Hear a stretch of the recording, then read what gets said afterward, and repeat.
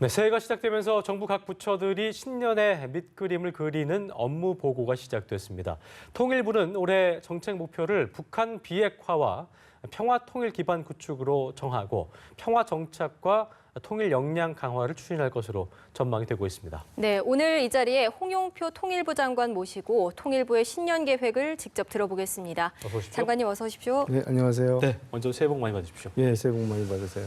자, 올해도 뭐 바쁘실 텐데요. 일단 통일부 업무 계획 중에서 중점적으로 올해 좀 추진하게 될 방향들 좀 들어볼까요? 예, 기본적으로 올해 그 통일부 업무 계획의 중점 목표는 네. 북한의 올바른 변화를 통한 비핵화와 평화 통일 기반 구축 이렇게 설정을 하였습니다. 네, 네. 이렇게 설정한 배경은 첫째로 지금 정말 나라 안팎의 상황이 어렵지만 이 그렇습니다. 평화 통일은 정말 그 흔들림 없이 또 역사적 과제인 만큼 흔들림 없이 추진해야 된다라는 판단이고요. 예. 근데 그 평화 통일로 가는 길에 가장 큰 장애물이 바로 북한의 핵 개발, 핵 위협입니다. 네. 근데 또 북한은 이 핵 개발을 지속하겠다. 이번 신년사에서도 뭐 핵 강국이다 이런 표현을 하고 있기 때문에 이런 북한의 인식 또 정책 방향을 바꾸지 않고서는 예. 이런 비핵화를 이루고 거기에 기초한 평화와 통일을 달성하기 어렵다. 이런 판단에서 그런 목표를 세웠고요. 그런 목표를 달성하기 위해서 기존의 이런 대북 정책의 원칙과 일관성을 확고하게 유지하면서 평화 정착을 위한 북한의 비핵화 또 우리 남북 공동체 기반 조성, 또 통일 역량 강화와 같은 그런 정책을 좀 다각적으로 구사를 하겠다 이런 지금 방향을 설정하였습니다. 네. 비핵화 같은 경우는 이제 당연히 지금 제재를 철저히 이행하면서 네. 비핵화에 기여하는 대화를 할 필요가 있을 것 같고요. 예. 이 공동체 기반이라는 것은 결국 남북한 주민의 삶과 관계된 인권 문제나 인도 지원 또 탈북민 정착 문제, 동질성 회복 문제. 이것은 결국 우리 통일을 준비하기 위해서 우리가 미리 해놓아야 될 그런 일들이고요. 또 통일 공감대를 높이기 위한 그런 정책들을 집중적으로 추진할 예정입니다. 예. 예. 자, 연두 업무 보고에서요. 북한의 비핵화 진전을 위해서 북한의 올바른 변화를 위한 종합적 접근을 추진한다고 언급을 하셨습니다. 어떤 방식으로 북한을 변화시킬 것인지 설명 좀 해주시죠. 예, 앞서 말씀드렸듯이 이제 비핵화가 굉장히 중요한데 우리가 이 핵 문제를 풀기 위해서는 우선 이 핵이라는 현상에만 집중하기보다는 그것을 네. 넘어서 이것은 북한의 문제이고 또 더 나아가서는 통일의 문제라는 좀 그런 인식의 확장 이 필요하고 그런 확장된 인식 하에 종합적인 접근을 해야 된다고 생각을 하고요. 그다음에 북한의 변화를 이끌어내기 위해서는 우리가 어떤 방향으로 북한의 변화를 견인할 것이냐라는 목표 설정이 필요할 것 같습니다. 그래서 지금 핵 위협을 계속하고 있는 북한을 비핵 평화의 방향으로 또 주민들의 인권을 탄압하고 삶을 외면하는 그런 정책을 인권 보호와 민생 개선 쪽으로 또 그래서 결국은 진정성 있는 평화와 통일 방향으로 북한의 변화를 이끌어 나가야 된다라는 문제의식에서 이런 예. 종합적 접근을 이야기를 했고요. 네. 또 결국 이러한 접근을 위해서는 국제사회와 함께 지금 국제사회도 계속 북한의 비핵화를 얘기하고 있고 인권 개선을 강조를 하고 있습니다. 그래서 네. 국제사회와 함께하고 또 우리 국민들의 공감대를 넓히는 방향으로 정책을 펼쳐나갈 것입니다. 예.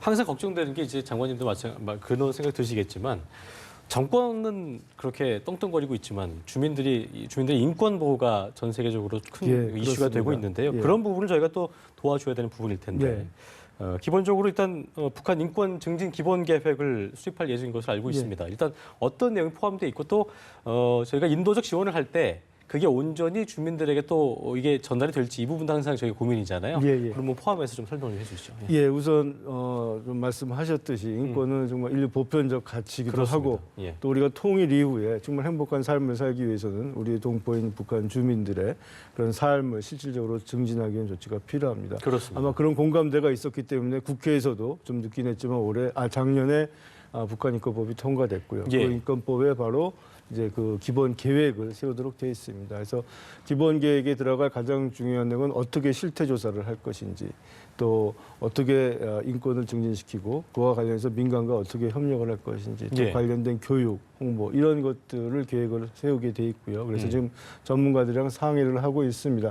가장 중요한 부분은 지금 이제 1월부터 시작될 이 탈북민을 상대로 한 실태 조사입니다. 그래서 이 예. 실태 조사를 제대로 해서 북한의 인권 실상을 알리고 그것을 통해서 북한 정권에 압박을 하고 주민들에게는 희망을 줄 필요가 있고요. 인도적 지원도 또 인권법에 같이 포함되어 있는 중요한 부분입니다. 다만 우려하셨듯이 이것이 과연 북한 주민들에게 제대로 들어갈 것이냐 그렇습니다. 이것을 우리가 잘 봐야 되기 때문에 이 인도적 지원을 할 때는 투명성을 굉장히 강조했습니다. 투명성 그리고 또 필요성 이런 것들을 봐가면서 그 기준에 맞는 것들을 앞으로 추진해 나갈 예정입니다. 알겠습니다. 예.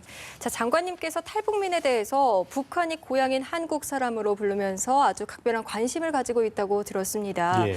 자, 이제 탈북민 3만 명 시대를 맞았는데요. 앞으로 탈북민 정책이 어떻게 변화될지 또 어떤 사업이 추진될지도 좀 궁금합니다. 예, 말씀하셨듯이 이제 저는 북한 탈북민들을 이제 고향이 북한인 한국 사람으로 좀 만들어야겠습니다. 사실 이것은 제가 만든 말은 아니고 탈북민 출신 어떤 학자분이 이 말씀하셨는데 네. 이게 바로 정부가 추진하려는 사회통합형 맞는 말인 것 정책의 같습니다. 예. 방향이다 이렇게 생각을 해서 제가 좀 많이 활용을 하고 있고요. 네. 탈북민들을 많이 만나보니까 잘 적응하고 잘 사는 분들도 많습니다. 근데 일부는 어려워하고 있고 예. 좀 자신감이 떨어져 있는 것 같습니다. 또 가장 힘들어하는 게 우리 사회에서 탈북민을 여전히 좀 시각이죠. 편견된 예. 인식으로 네. 보고 가끔은 좀 이런 좀 험악한 북한과 좀 동일시하는 경우도 있고 예. 그래서 그러니까 이탈 주민들한테는 자신감을 좀 심어주고 또 실질적인 도움을 주고 우리 사회에서 그런 북한 이탈 주민에 대한 시선을 좀 더 긍정적으로 바꾸기 위한 그래서 이들이 정말 대한민국의 당당한 일원으로서 우리의 이웃으로서 예. 함께 살아가기 위한 그런 정책을 펼치고 있고요.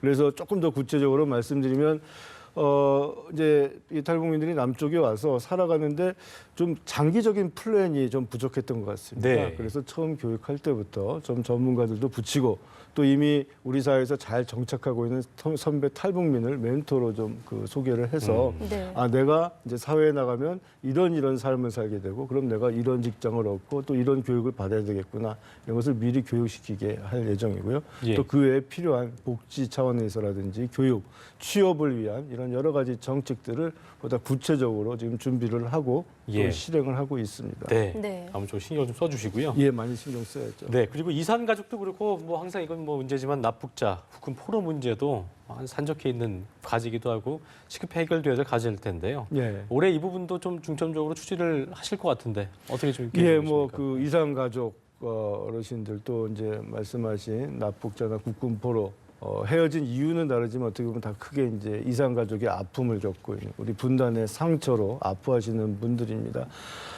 또 이분들은 굉장히 고령자시기 때문에 사실 시급히 이분들의 아픔을 덜어주기 예. 위해서 만나게 해드리고 또 서로 연락을 해드리게 해야 되는데 문제는 북한이 이 이산가족 문제를 인도적 차원에서 접근하기보다는 자꾸 정치적으로 접근하고 어떤 대남 협상 카드로 좀 대가성을 대가성을 요구하고, 요구하고 예. 이제 그런 경우가 많아서 참 어려움이 많습니다. 그렇습니다. 그리고 최근에 이제 저희가 이산 가족분들을 전수 조사를 해봤습니다. 실태 조사를 했더니 가장 많이 원하는 게 한 76%의 이산 가족분들이 전면적인 생사 확인이 가장 시급하다 이런 말씀들을 하셨습니다. 그래서 우선적으로 저희가 이미 작년부터 시작했지만 이 생사 확인을 위한 물리적 만남은 좀 차치하더라도 일단 예. 살아 있는지만. 예, 네. 그러니까 이 가족이 정말 살아 있는지만 확인해도 마음이 예. 위안이 많이 된다고 말씀들을 하십니다. 그래서 예. 이제 이것을 위해서 노력을 할 텐데 이것도 사실 북한의 반응이 없으면 어렵습니다. 그렇죠. 그래서 북한에게 계속 이야기를 하고 다른 한편 지금 이렇게 이제 직접적인 만남이 어려운 상태에서 이런 분들의 기억을 잘 보존하고 그래서 그런 것을 통일로 승화시키기 위한 노력을 하고 있습니다. 그래서 저희가 그런 어떤 과거의 기억들을 모으는 작업. 저희가 고향을 한번 그려보시라고 말씀드렸더니 고향 그리는 것만으로도 위안을 삼으시더라고요. 네. 그래서 이제 그런 작업 또 6.25 납북자분들도 지금 기념관을 만들고 있습니다. 그래서 네. 그 기념관을 교육회장으로도 활용을 하고 또 본인들의 명예를 회복할 수 있는 그런 장으로 그리고 꼭 만듦으로써 만남을 자주 하지 못하더라도 이렇게 이산가족끼리 남한에서 만나서 이렇게 서로 위로하는 것도 굉장히 예, 같이 만나서 도움될 것 얘기를 같습니다. 해도 예. 또 동질성을 가질 그러니까요. 수 있고요. 또 사실은 앞서 말씀드린 탈북민들도 네. 어떻게 보면 또 실향민이고 그렇죠. 이산가족입니다. 예. 그래서 또 이분들이 같이 만나면 또 같은 고향이라는 차원에서 또 대화가 되고 서로 도움이 되는 부분들도 있습니다. 알겠습니다. 예. 자, 장관님 끝으로 시청자 여러분께 뭐 새해 인사말과 함께 하고 싶으신 말씀 마무리 한 말씀 짓겠습니다. 해주시죠. 예. 예, 앞서 말씀드렸듯이 통일부는 지금 어려운 상황이지만 우리 한반도의 평화 통일을 위해서 계속 노력하고 있습니다. 이 과정에서 무엇보다 중요한 것은 국민 여러분들의 성원 또 통일에 대한 공감대를 함께 하는 것이라고 생각을 합니다. 통일부 계속 열심히 노력할 것이고요. 국민 여러분들께서도 계속 응원과 지지 부탁드리겠습니다. 저희도 응원하겠습니다. 감사합니다. 고맙습니다. 고맙습니다. 네, 홍영표 통일부 장관과 함께했습니다.